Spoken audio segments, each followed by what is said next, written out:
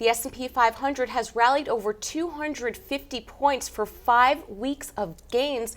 Bob, what happened from the February 11th low where everybody was selling, now everybody wants to buy? It's been an amazing run, hasn't it, Yes, Jill? it And sure I has. think when we look at the divergence between interest rates and the stock market, we can kind of get a feel as to why this turned. And what we talked about earlier was that when interest rates get to a certain level on the low side, I think it went to about 1.5% on the 10-year yield, hedge fund managers, big fund money managers decide that they're not going to get as good a return on fixed income as they would in equities. So we see a light, it's almost like a light switch goes off, right? You hit the light switch and we all of a sudden go from risk off to risk on. And I think that's what happened. We've had these sort of rallies happen 3 times in the last year and a half. October 2014, we ripped 220 handles on the upside on the S&P 500.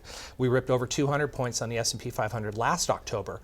When we bottomed in September, it looked like we were going to be heading down to death. So that's the sort of thing that we get a shift from risk off to risk on. Now, you brought up low interest rates. It's been interesting because with this 5-week rally, the financials really participated because we did not see that for the end of 2015, the beginning of 2016.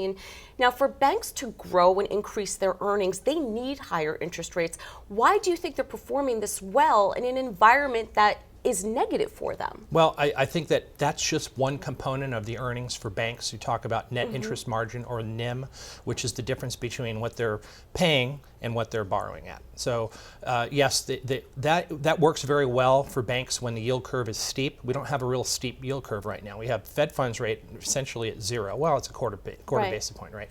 And we have long-term rates at 1.5% to 3% where they were. Now they're stepped up a little bit to 2.5% to 3.5%.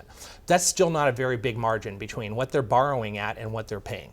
Right. So I think that if that yield curve starts to steepen, the only way you're going to do that is if you get A, more inflation, or B, more growth in the economy. Right. And finally, are you buying here? Do you think it's time to step back a bit, or are you observing market action at this point? Well, I'm a trend guy, so I like to try. I don't like to try to find the tops. I don't try to find the bottoms. But I do, to a man, believe that this rally is probably gone a little bit too far. So to answer your question, I'm not adding a lot of new stuff. I'm being very selective. I'm just trying to find the right stuff that's going to play for me. I'm taking profits as I've been moving along.